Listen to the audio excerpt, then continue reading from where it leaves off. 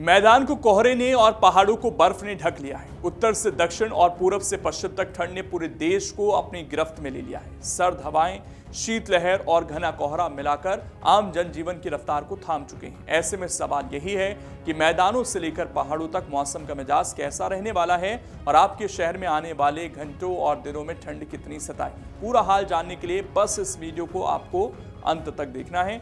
इस वक्त उत्तर भारत के बड़े हिस्से घने कोहरे की चादर में लिपटे हुए हैं। दिल्ली, एनसीआर, उत्तर प्रदेश, हरियाणा और पंजाब में सुबह की शुरुआत ही बेहद कम विजिबिलिटी के साथ हो रही है। कई इलाकों में हालात ऐसे हैं कि सामने कुछ मीटर तक भी साफ दिखाई नहीं दे रहा। सड़कों पर गाड़ियां रेंगती नजर आ रही हैं और ट्रेन और फ्लाइट्स देरी का शिकार हो रही हैं। मौसम विभाग का कहना है कि दिसंबर के आखिरी दिनों में ठंड और तीखी होगी, क्योंकि उत्तर पश्चिमी सर्द हवाएं लगातार मैदानी इलाकों की ओर बढ़ रही हैं। दिल्ली और आसपास के शहरों में रात और सुबह की ठंड ने लोगों को कपकपाने पर मजबूर कर दिया है। न्यूनतम तापमान सामान्य से नीचे बना हुआ है और ठंडी हवाओं के चलते गलन ज्यादा महसूस की जा रही है। दिन में हल्की धूप निकलने की उम्मीद जरूर है, लेकिन इससे ठंड से बड़ी राहत मिलने के आसार कम हैं। शाम ढलते ही फिर से ठिठुरन बढ़ जाएगी और कोहरा दोबारा पसर सकता है। उत्तर प्रदेश में हालात और सख्त हैं। पश्चिमी यूपी से लेकर पूर्वांचल तक कोहरे का साफ असर दिख रहा है। मेरठ, लखनऊ, कानपुर, प्रयागराज जैसे शहरों में सुबह के वक्त विजिबिलिटी बेहद कम रह सकती है।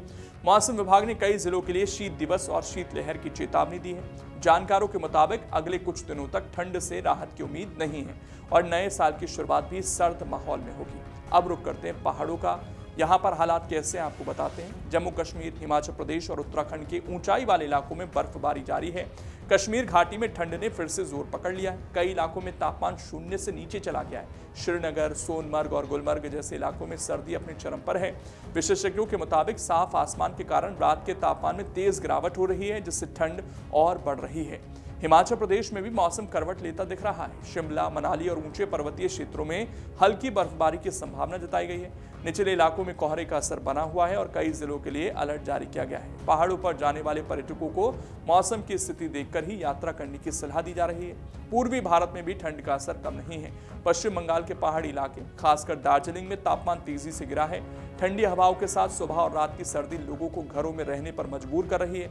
हालांकि यहाँ अगले कुछ दिनों तक मौसम शुष्क रहने की संभावना है, लेकिन हल्का कोहरा परेशान कर सकता है। दक्षिण भारत की बात करें तो वहां मौसम तुलनात्मक रूप से स्थिर बना हुआ है। तमिलनाडु, केरल, कर्नाटक और आंध्र प्रदेश में सर्दी हल्की है। हालांकि तटीय इलाकों में नमी के साथ ठंड महसूस की जा रही है।